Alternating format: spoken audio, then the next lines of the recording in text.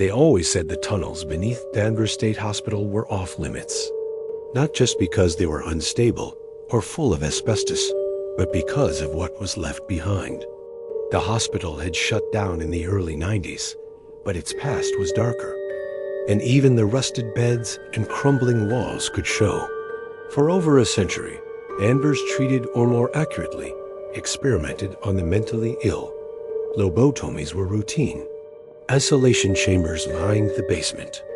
Patients often vanished and were written off as escaped, but no one ever saw them climb the fence. It was as if they disappeared into the foundation. And deep beneath all of it were the tunnels sealed, off after a fire in the 1950s. Locals said the fire wasn't an accident. That something came through in 2021.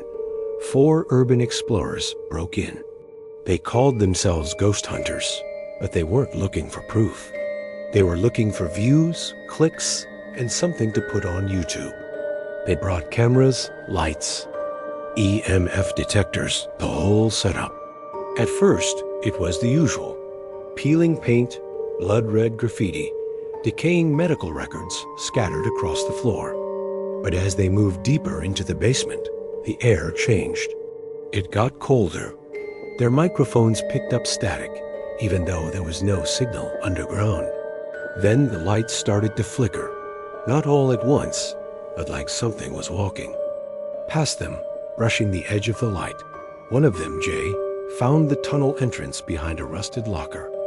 A wall had been crudely patched with bricks that didn't match the surrounding stone. They broke it open. The tunnel beyond wasn't on any blueprint.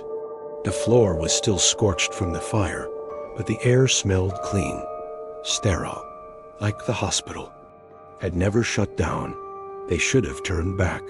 But of course, the deeper they went, the more they heard its shuffling footsteps behind them, even when they were standing still. Then came the whispers, faint, garbled, like a dozen people talking over each other, just beyond the range of understanding. The tunnel forked, and they split into pairs. One pair, Sasha and Devin, found an operating room with restraints still bolted to the table. The other, Jay and Riley, found a file room, but all the drawers had been pulled out and arranged in a perfect circle. Inside it, burned Polaroids of patients with their eyes scratched out. That's when Sasha screamed. They found her alone. Devin was gone. Her hands were bleeding from scratching at the concrete walls, her eyes unfocused. She kept repeating the same thing. He's awake now. He's watching. He knows our names. They tried to leave, but the tunnel behind them was gone. Not caved in, just gone, like it had never existed. Their GPS spun in circles. Their watches stopped. Cameras died.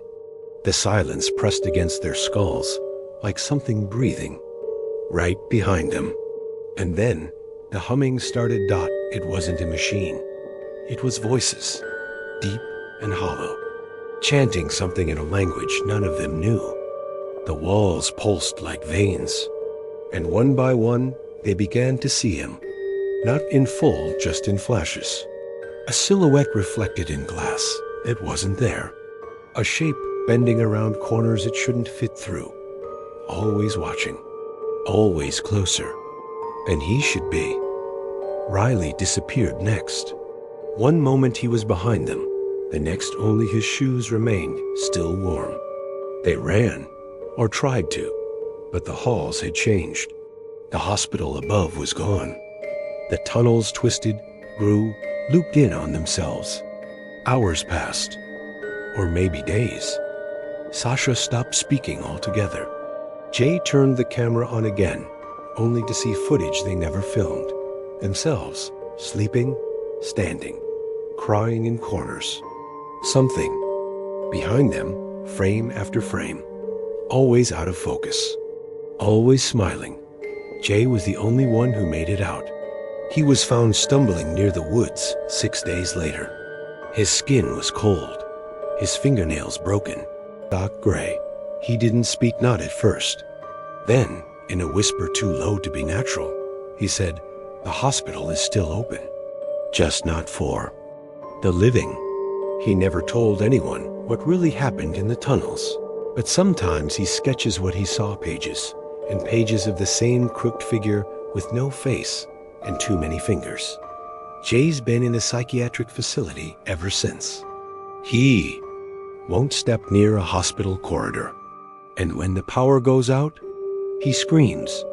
Danvers was demolished in 2007, but they say if you walk the grounds at night, you can still hear doors creaking open under the earth, whispers floating up from beneath your feet, a low humming that follows you back to your car.